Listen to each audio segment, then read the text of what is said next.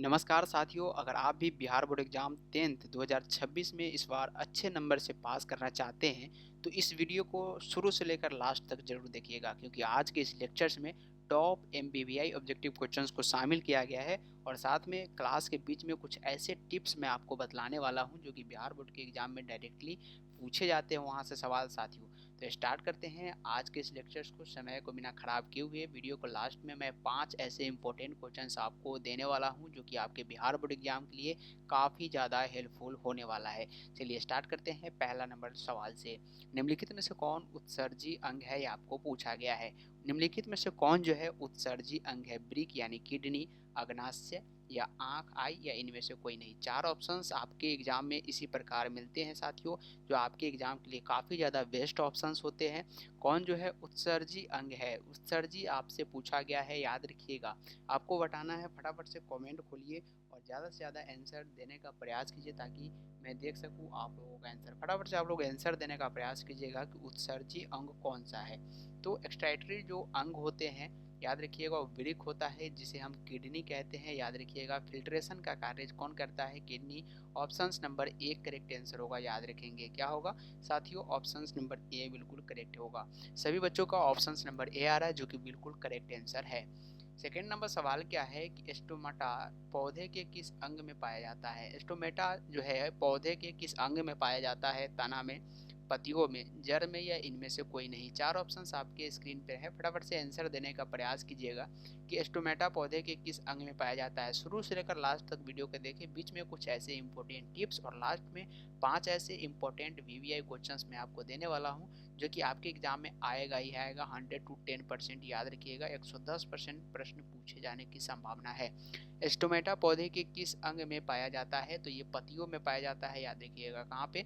पत्तियों में पाया जाता है। ऑप्शन नंबर बी करेक्ट है। सभी बच्चों का ऑप्शन नंबर बी आ रहा है, बिल्कुल करेक्ट आंसर है option number B.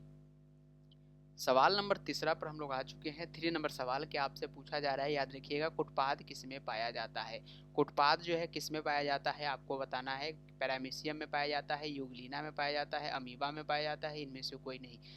Options A से लेकर डी तक आपको दिए जाते हैं। कोई एक ऑप्शन ऐसा होता है जो कि आपके एग्जाम के लिए काफ़ी वेस्ट होते हैं, तो आपको बतलाने होंगे। फटाफट से आप लोग बताने का प्रयास कीजिएगा कि कुटपाद किस में पाया जाता है। मैं सभी का आंसर चेंज कर रहा हूँ। मैं चाहता हूँ कि ज़्यादा से ज़्यादा स्टूडेंट इस क्वेश्चन का आंसर में भाग ले और ज़्यादा से ज़्यादा कमेंट में आंसर दे। कुटपाद किस में पाया जाता है? तो कुटपाद जो है अमीबा में पाया जाता है, याद रखेंगे। किस में पाया जाता है? अमीबा में। Option number C correct answer होगा, अमीबा में पाया जाता है। क्या होगा? अमीबा में पाया जाता है। क्या? कुटपाद, याद रखिएगा। कुटपाद किस में पाया जाता है? अमीबा में। आज ही इस लेक्चर्स में ही इस प्रश्न को याद कर लीजिएगा। स्वपोषी पोषण के लिए आवश्यक है। स्वपोषी पोषण के लिए क्या आवश्यक होता है? क्लोरोफिल, कार्बन डाइऑक्साइड तथा जल, या सूर्य का प्रकाश, या उपरोक्त में से सभी। तो ये एक ऐसा प्रश्न है जो कि मैं शुरू में ही बतलाया कि वीडियो को लास्ट तक देखिएगा। ये एक ऐसा प्रश्न है जो कि अकेला ही इम्पोर्टेंट है और एमबीबीआई है, क्योंकि प्रीवियस के एग्जाम में अगर देखें तो ये प्रश्न आपके एग्जाम में बहुत बार पूछा गया है साथियों। स्वपोषी पोषण के लिए आवश्यक क्या होना चाहिए? तो क्लोरोफिल यानी Cl होना चाहिए, बिल्कुल होना चाहिए। कार्बन डाइऑक्साइड, ठीक है, CO2, और जल भी होना चाहिए, H2O होना चाहिए, बिल्कुल होना चाहिए सर।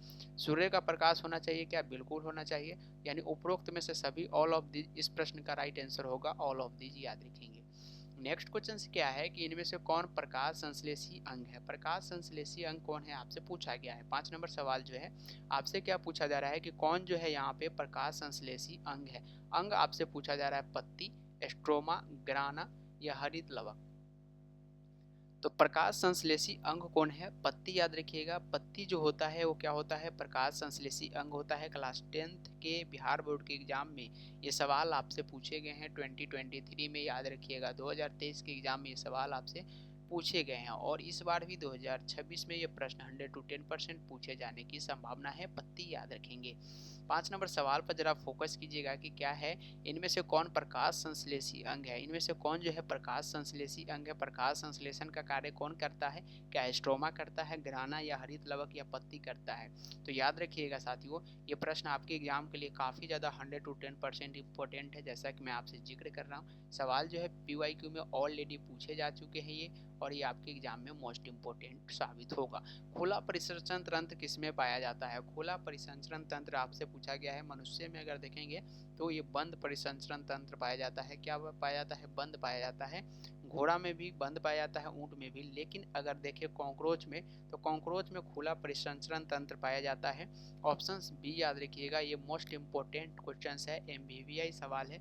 आपके एग्जाम के दृष्टिकोण से आप इसे याद रखिएगा, ये सवाल आपके लिए काफ़ी लाजवाब होने वाला है। तो कॉकरोच में क्या होता है? खुला परिसंचरण तंत्र पाया जाता है, आप इसे याद रखिएगा।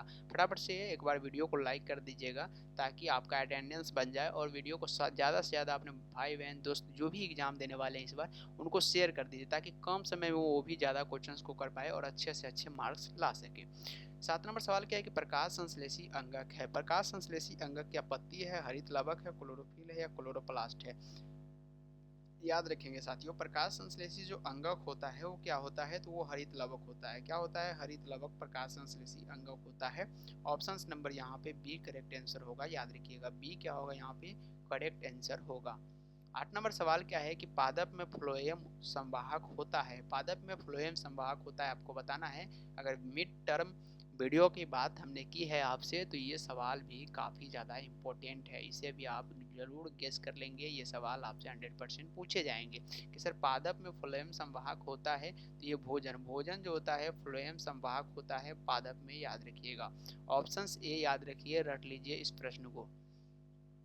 इनमें से किसके द्वारा अमीबा में भोजन अंतर्ग्रहण होता है? तो कुटपाद। कुटपाद याद रखिएगा, ये प्रश्न और ही ज़्यादा हाईलाइट है। एमवीवीआई के लिस्ट में ये भी प्रश्न आता है साथियों कि किसमें जो है अमीबा में जो है भोजन अंतर्ग्रहण जो होता है वो कुटपाद के द्वारा होता है। हाँ जी, option number A correct answer होगा, कुटपाद के द्वारा। मछली के हृदय में कोष्ठों की संख्या, चेम्बर्स कितने होते हैं? मछली के हृदय में कितने चेम्बर्स होते हैं, ये आपसे कोष्ठों की संख्या पूछा गया। 2, 3, 4 या केवल एक? बताना है फटाफट से। उम्मीद है कि सभी का आंसर कमेंट में आएगा। मैं चाह रहा हूं कि आप लोग अपना अपना आंसर कमेंट में दें कि मछली के हृदय में जो होता है कोष्ठों की संख्या कितनी होती है। 10 नंबर सवाल है, याद रखिएगा हमेशा 2 चैम्बर्स होते हैं, 2 कोष्ठ की संख्या होती है। नेक्स्ट क्या है कि सर रक्त का थक्का बनने में सहायक होता है। रक्त का थक्का बनने में क्या सहायक होता है? लाल रक्त कोशिका, श्वेत रक्त कोशिका, रक्त बिंबाणु या इनमें से कोई नहीं? फटाफट से आंसर दीजिए। 11 नंबर क्वेश्चन ऐसे लिखिए और आंसर इधर देने का प्रयास कीजिए कि ऑप्शन नंबर सी जो होगा सर इसका राइट आंसर होगा। रक्त का थक्का बनने में सहायक जो होता है रक्त बिंबाणु होता है।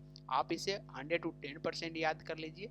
ये प्रश्न आपके एग्जाम में 100 to 10% पूछे जाने की संभावना बनती है। रक्त में आयरन की कमी से होने वाला एक रोग है, और उसमें अगर बात करें तो 210% ये सवाल आपके एग्जाम के लिए इम्पोर्टेंट है। ये सवाल हमने देखे हैं, आपके PYQ में ऑलरेडी कई बार पूछे गए, इसीलिए आज के इस लेक्चर्स में ऐसे प्रश्न को इंक्लूड किया गया कि सर रक्त में आयरन की कमी से जो होने वाला रोग होता है वो कौन सा होता है? तो एनीमिया होता है। एनीमिया जो है ये क्या है? आयरन की कमी से होने वाला रोग है। ऑप्शन सी आप याद रखिएगा, ये आपके एग्जाम में काफ़ी बार पूछे गए सवाल है। ये भी पूछा जा सकता है कि अधिक नमक के सेवन से कौन सी बीमारी होती है? तो उच्च रक्तचाप हो जाती है, जिसे हाई ब्लड प्रेशर बोलते हैं। शरीर में भोजन का पचना किस प्रकार की अभिक्रिया है? साथियों, शरीर में अगर भोजन का पाचन हो रहा है तो वो किस प्रकार की अभिक्रिया के द्वारा हो रहा है? क्या भोजन का अवकरण किया जा रहा है, या भोजन का ऑक्सीकरण किया जा रहा है, या उदासीनीकरण किया जा रहा है यानी उस पर से रंग को हटाया जा रहा है, या विद्युत अपघटन किया जा रहा है, क्या उसमें विद्युत प्रवाह करके उसका अपघटन किया जा रहा है? तो सर ऐसा बिल्कुल भी नहीं है। सर आप क्या बोलेंगे कि शरीर में जो भोजन का पचना है वो हमारे कौन से अभिक्रिया पर आधारित है? सर तो ऑक्सीकरण वाले अभिक्रिया पर आधारित है। कौन से अभिक्रिया पर बच्चों? ऑक्सीकरण वाले पे, यानी ऑप्शन नंबर बी क्या होगा? करेक्ट होगा। ऑप्शन नंबर बी क्या होगा? करेक्ट आंसर होगा कि सर हमारे जो शरीर में भोजन का पाचन होता है वो ऑक्सीकरण की अभिक्रिया पर आधारित है। हाँ जी, बिल्कुल करेक्ट है। अगर इस प्रकार आप क्वेश्चंस को याद रखते हैं तो 100% श्योर है कि अच्छे मार्क्स आप लाएंगे। वाष्पोत्सर्जन कैसी प्रतिक्रिया है? शारीरिक है, भौतिक है, रासायनिक है या प्राकृतिक है? तो सर जी वाष्पोत्सर्जन यानी वाष्प को उत्सर्जन करना ये कैसी प्रक्रिया है? तो एक प्रकार के भौतिक है साथियों, रासायनिक नहीं है, भौतिक है। अगर वाष्प बन के मान लीजिए आपकी ये एक यहाँ पे क्या है सस्फिन मान लीजिए, और यहाँ पे आपका ढक्कन डाला हुआ है, इसको तोपा हुआ है। नीचे से आप हीट दे रहे हैं और जो वाष्प जा रहा है वो प्लेट पर फिर बूंद के रूप में बन के फिर इसी में गिर जा रहा है। यानी पानी जो है वाष्प तो बन रहा है, वाष्प तो वेपराइज हो रहा है, लेकिन फिर वही वाष्प जो है पानी में बदल रहा है। इस प्रक्रिया को हम लोग भौतिक परिवर्तन कहते हैं, भौतिक प्रक्रिया कहते हैं। रासायनिक वो होता है जो एक बार बन गया वो दोबारा रिवर्स नहीं हो सकता, उसको हम लोग रासायनिक कहते हैं। तो ऑप्शन बी करेक्ट होगा और उम्मीद है कि पूरा सा कन्फ्यूजन दूर हो गया होगा और क्वेश्चन हमेशा के लिए अब आप ये याद रख सकते हैं। जैसा कि मैंने उदाहरण से समझाया वो उदाहरण आपके डायरेक्ट माइंड में सेट हो जाना चाहिए। मानव हृदय का औसत प्रकुंचन दाब, पहले प्रकुंचन पूछा गया है, ध्यान देंगे लगभग है। मानव हृदय का औसतम जो प्रकुंचन दाब होता है वो 120 होता है, याद रखिएगा। संकुचन पूछा जाएगा तो 80 होता है, 80/120 बिल्कुल। ऑप्शन नंबर यहाँ पे क्या होगा, एक करेक्ट आंसर होगा। एचजी में होना चाहिए, एमएमएचजी, याद रखिएगा। उम्मीद है कि क्वेश्चंस आपको ज़्यादा पसंद आ रहा होगा। अगर आ रहा है तो एक बार फटाफट से शेयर करने का प्रयास जरूर कीजिएगा। लास्ट में 5 ऐसे इंपॉर्टेंट क्वेश्चन शामिल किए गए जो कि आपके एग्जाम के लिए काफ़ी ज़्यादा हेल्पफुल होने वाला है। साथियों, यूरिया रक्त में कहाँ से प्रवेश करती है? यूरिया जो होती है वो रक्त में कहाँ से प्रवेश करती है? ये वो यूरिया नहीं है जो कि आप खेत में छींटने का कार्य करते हैं, नहीं सर, यूरिया हमारे शरीर में बनती है। तो ये कहाँ से प्रवेश करती है? फेफड़ा से, यकृत से, यानी लीवर से। तो ये लीवर से प्रवेश करती है। ऑप्शन यहाँ पे बी करेक्ट आंसर होगा, याद रखिएगा, लीवर से प्रवेश करती है। 17 नंबर है कि पौधे में पाए जाने वाला गाढ़ा एवं दूधिया उत्सर्जित पदार्थ को क्या कहते हैं? पौधे में पाए जाने वाला, मैं चाहता हूं कि इसका आंसर आप दे और फटाफट से दे ताकि मैं सभी को इस क्वेश्चन के माध्यम से समझा सकूं। साथियों, फटाफट से आप लोग इसका आंसर देंगे कि पौधे में पाए जाने वाला गाढ़ा और दूधिया एलर्जी जो पदार्थ होते हैं, उत्सर्जित पदार्थ होते हैं, उसको हम लोग लेटेक्स कहते हैं। वही लेटेक्स होते हैं जो कि एक गोंद की तरह कार्य करता है। साथियों, ऑप्शन नंबर 1 करेक्ट है। और प्रश्न के बारे में बात करें तो एमवीवीआई प्रश्न आज के पूरे लेक्चर्स में लाए गए जो कि आपके एग्जाम के लिए 100 to 10% श्योर रहिए कि सवाल आपसे पूछे जाएंगे। जठर ग्रंथियां पाई जाती है, जठर ग्रंथियां कहाँ पे पाई जाती है? तो सर हम डायरेक्ट इसका आंसर बताते हैं, सिंपल सा क्वेश्चन है, अमाशय में। अमावस्या में क्या होता है? अमावस्या नहीं, अमाशय याद रखिएगा साथियों। अमाशय में क्या होता है? जठर ग्रंथियां पाई जाती है। तो ऑप्शन नंबर डी के साथ जाएंगे और बिल्कुल करेक्ट होगा। पायरुवेट के विखंडन से यह कार्बन डाइऑक्साइड, जल और ऊर्जा देता है। यह प्रक्रिया क्या होती है? तो इसको हम लोग माइट्रोकॉन्ड्रिया बोलते हैं। सिंपल सी भाषा में माइट्रोकॉन्ड्रिया हमें क्या प्रदान करता है सर? तो ऊर्जा प्रदान करता है, जल प्रदान करता है, डाइऑक्साइड क्या, कार्बन डाइऑक्साइड प्रदान करता है, जो कि पायरुवेट को विखंडन करके हमें देता है और जिससे हम एनर्जी प्राप्त करते हैं। हाँ जी सर, बिल्कुल करेक्ट है। आप जो कह रहे हैं बिल्कुल करेक्ट है, तो करेक्ट है भाई, तो एक बार लाइक तो बनता है ना, लाइक कर दो, सब्सक्राइब कर दो और शेयर तो कर दो। इतने अच्छे प्रश्न मैं आपको ला कर दे रहा हूँ तो एक लाइक सब्सक्राइब शेयर तो बनता है और मैं चाहता हूँ कि आप लोग ज़्यादा से ज़्यादा करें। रक्त में हल्के पीले रंग के चिपचिपे द्रव को क्या बोलते हैं? तो हल्के पीले रंग के जो चिपचिपे द्रव होते हैं हमारे खून में उसको हम लोग प्लाज्मा बोलते हैं। क्या बोलते हैं सर? प्लाज्मा बोलते हैं। हाँ जी बिल्कुल, प्लाज्मा बोलते हैं, जो कि हल्का सा गाढ़ा होता है, याद रखिएगा, हल्के पीले रंग का होता है और उसे हम लोग प्लाज्मा बोलते हैं। बिल्कुल 100 to 10% श्योर रहिए कि ये सवाल आपके एग्जाम में पूछे जाएंगे। सर 21 नंबर सवाल का जरा जवाब बताइए। नहीं, पहले आप बताएंगे, पहले आप बताएंगे। आप एग्जाम देने वाले हैं इस बार, मात्र 1 महीने ही आप कह सकते हैं कि अब आपके सामने, तो 1 मंथ में बीच में सरस्वती पूजा भी आएगी जिसमें आप लोग 4 रोज क्या करेंगे, छुट्टी मारेंगे, बहाना बनाएंगे कि सरस्वती पूजा है। तो मैं चाहता हूँ कि उससे पहले ही इतना ज़्यादा तैयारी करा दे आपको कि सरस्वती पूजा मैनेज हो जाए। तो प्रकाश संश्लेषण क्रिया में ऑक्सीजन बाहर निकलता है। हाँ, प्रकाश संश्लेषण की अगर क्रिया हो रही है तो ऑक्सीजन बाहर, यहाँ क्या है, ऑक्सीजन बाहर निकलता है जल से। जल जब टूटता है तो वो आपस में ऑक्सीजन छोड़ता है। H2O का जब मिश्रण होता है तो H2O होता है, यहाँ पे ऑक्सीजन भी है। तो ऑप्शन नंबर यहाँ पे जल से क्या होता है, ऑक्सीजन बाहर निकलता है, बिल्कुल करेक्ट है।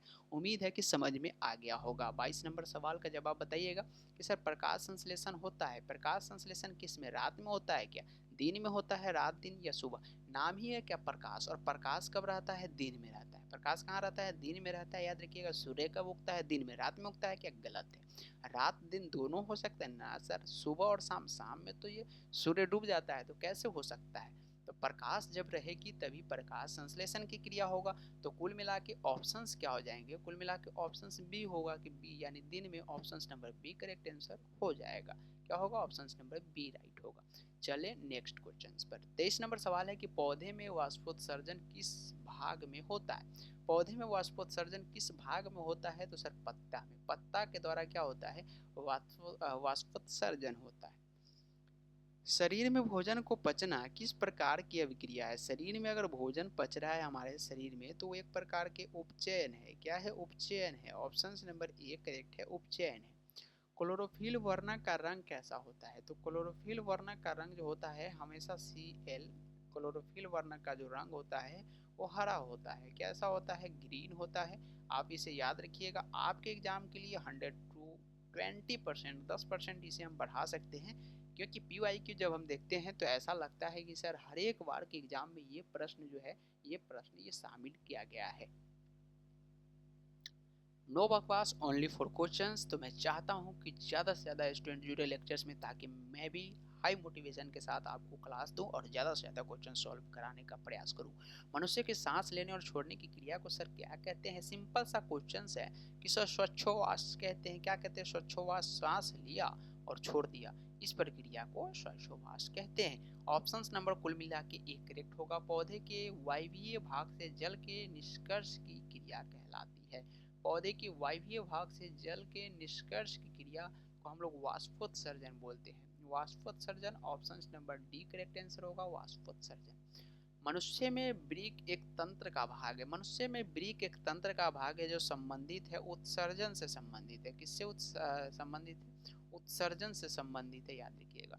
श्वसन क्रिया के दौरान कितनी प्रतिशत ऊर्जा ताप के रूप में निष्कासित होती है, तो 20%।